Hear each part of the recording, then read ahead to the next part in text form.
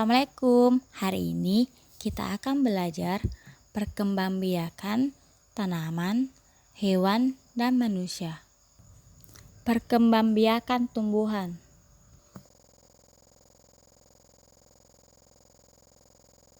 Perkembangbiakan tanaman adalah suatu proses yang bertujuan untuk memperbanyak jumlah tanaman, spesies, atau kultivar tertentu. Secara umum, terdapat dua tipe perkembangbiakan tanaman, yaitu 1. Perkembangbiakan seksual, 2. Perkembangbiakan aseksual. Perkembangbiakan seksual melibatkan penyatuan serbuk sari, jantan, dan sel telur betina untuk memproduksi biji. Sebuah biji terdiri atas 3 bagian, yakni kulit biji sebagai pelindung biji, endosperma sebagai cadangan makanan, dan embryos yang merupakan calon tanaman. Keuntungan, tanaman yang ditanam melalui biji dalam kondisi hidup memiliki sistem perakaran yang dalam sehingga memiliki figur yang baik, memungkinkan terjadinya perbaikan sifat dibandingkan induknya, adanya polyembryony. Perkembangbiakan dengan biji sangat dibutuhkan ketika perkembangbiakan vegetatif mengalami kegagalan atau membutuhkan banyak biaya. Kerugian, jika keturunan yang dihasilkan tidak mewarisi sifat unggul tetuanya, maka hasil anakan bersifat inferior, sehingga tidak menguntungkan. Biji kehilangan viabilitas dalam periode waktu yang lama. Penyemaian menyebabkan tanaman mengalami fase juvenile yang lama. Perkembangbiakan aseksual. Perkembangbiakan aseksual ialah salah satu metode reproduksi pada tanaman tanpa melalui meiosis, reproduksi ploidi atau persilangan, sehingga menghasilkan keturunan yang merupakan klon dari induknya. Sifat anakan sama dengan induk karena tidak terjadi proses peleburan. Beberapa tanaman berkembang biak secara aseksual yang mana membuat mereka memiliki kesempatan yang lebih besar untuk mempertahankan populasi. Adapun keuntungan dan kerugian perkembangbiakan aseksual yang diantaranya yaitu keuntungan, keberhasilannya dapat segera dilihat. Tetua heterozigot dapat dilestarikan tanpa mengubah sifat dan lebih mudah dan cepat daripada pembiakan dengan biji karena masalah dormansi benih dapat dihilangkan sama sekali dan status juvenile diperpendek.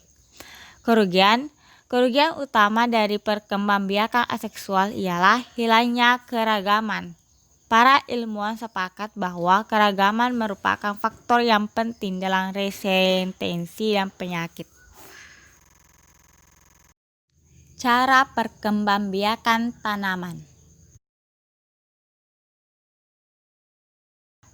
Perkembangbiakan tanaman biasanya mengikuti suatu pola yang teratur yang dikenal dengan siklus atau daur hidup tanaman, yaitu suatu siklus dari biji sampai menghasilkan kembali biji baru dari suatu bagian tanaman yang dapat tumbuh menjadi tanaman baru dan menghasilkan bagian tanaman yang baru yang dapat tumbuh berkembang menjadi tanaman baru lagi untuk meneruskan kehidupan dengan pola siklus yang teratur. Cara perkembangbiakan tanaman pada dasarnya dapat dibedakan menjadi dua, yaitu secara generatif dan secara vegetatif. Perkembangbiakan generatif. Tanaman yang berkembang biak secara generatif memiliki organ perkembangbiakan dalam bentuk bunga, yang di dalamnya terdapat alat-alat kelamin jantan yang disebut dengan anther, yang menghasilkan tepung sari sebagai sel kelamin jantan dan putik sebagai organ kelamin betina yang menghasilkan sel telur. Kemudian perkembangbiakan vegetatif.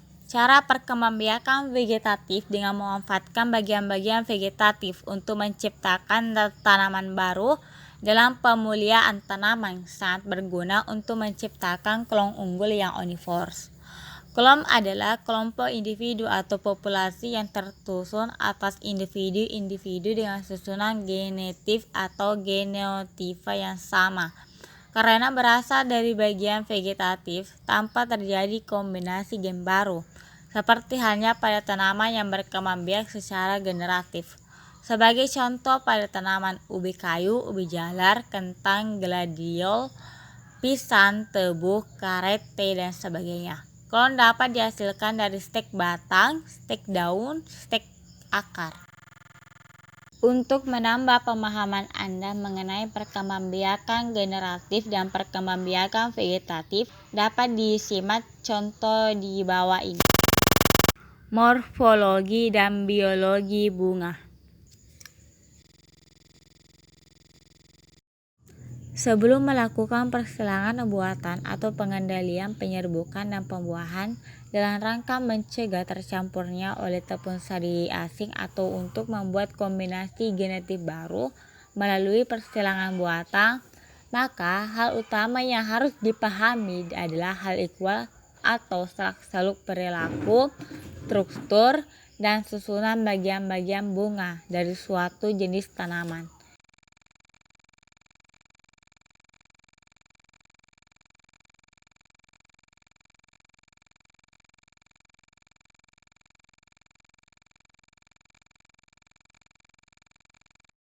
Penggolongan tanaman.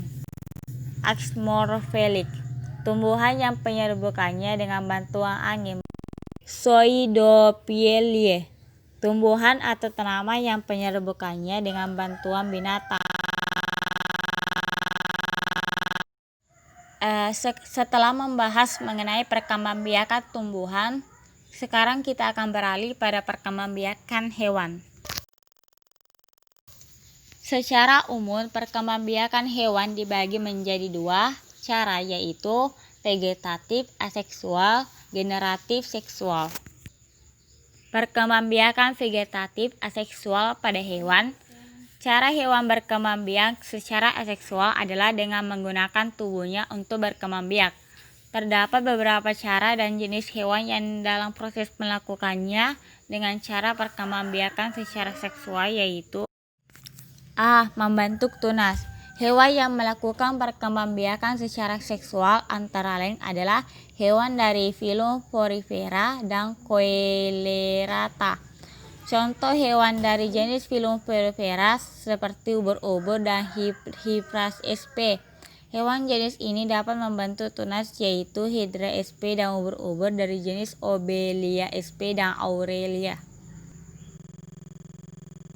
B. Fragmentasi. Planaria merupakan salah satu contoh hewan yang melakukan fragmentasi yang melalui dua tahapan, yaitu tahap pertama, fragmentasi, yaitu pematahan atau pemotongan tubuh induk menjadi dua bagian atau lebih. Selanjutnya terjadi tahap regenerasi, yaitu setiap potongan tubuh induk tersebut membentuk bagian lain yang tidak ada pada bagian tersebut. Pada akhirnya, setiap potongan tubuh tersebut akan membentuk menjadi individu baru dengan bagian tubuh yang sempurna seperti halnya dengan induknya. Untuk lebih lanjutnya, Anda bisa menyimak pada gambar di bawah ini. C. Parthenogenesis. Parthenogenesis adalah perkembangan individu baru dari sel telur tanpa proses pembuahan atau fertilisasi.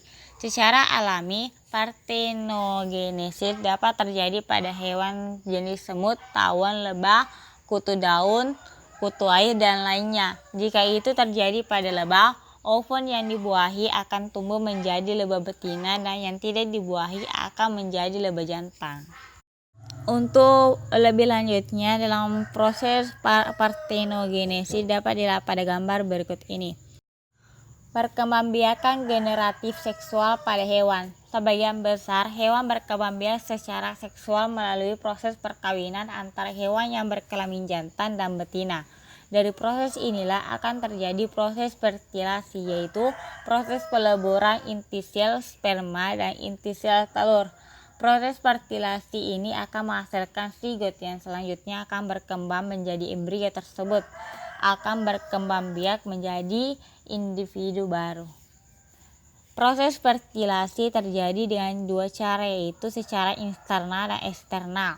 Fertilasi internal terjadi apabila proses peleburan inti sel sperma dan inti sel telur terjadi di dalam induk betina, seperti contohnya ayam, sapi, kura-kura, dan buaya. Sedangkan fertilasi secara eksternal terjadi apabila proses peleburannya di luar tubuh induk betina, seperti halnya yang terjadi pada hewan ikan yang hidupnya di perairan. Berdasarkan pada proses perkembangan dan kelahiran embrionya, hewan yang berkembang melalui proses seksual dibagi menjadi dua jenis, yaitu sebagai berikut.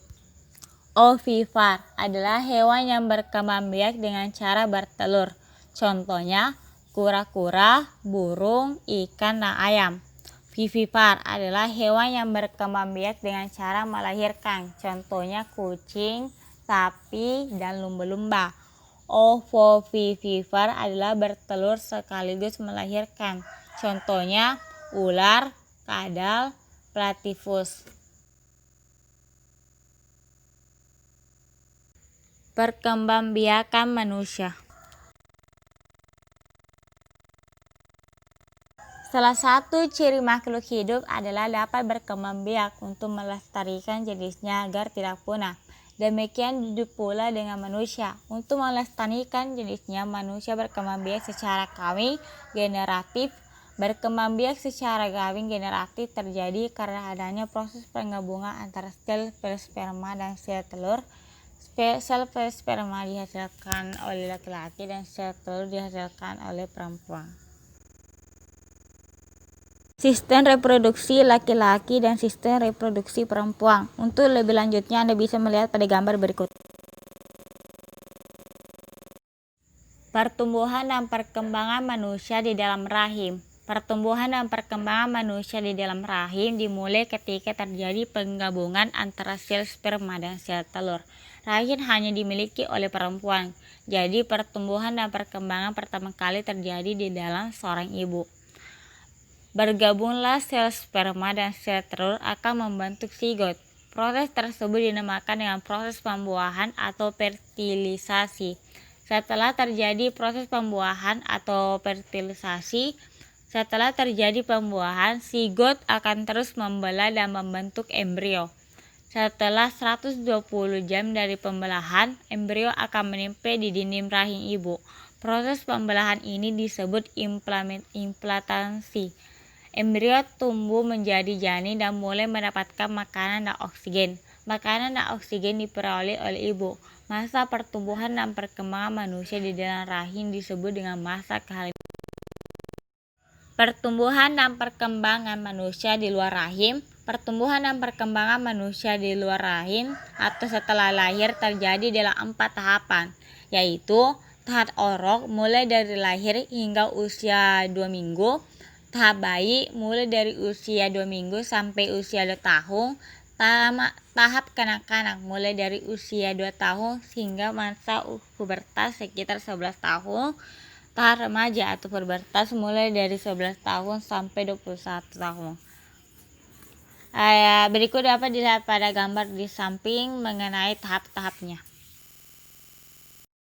Terima kasih, semoga pembelajaran hari ini dapat bermanfaat bagi teman-teman sekalian. Assalamualaikum.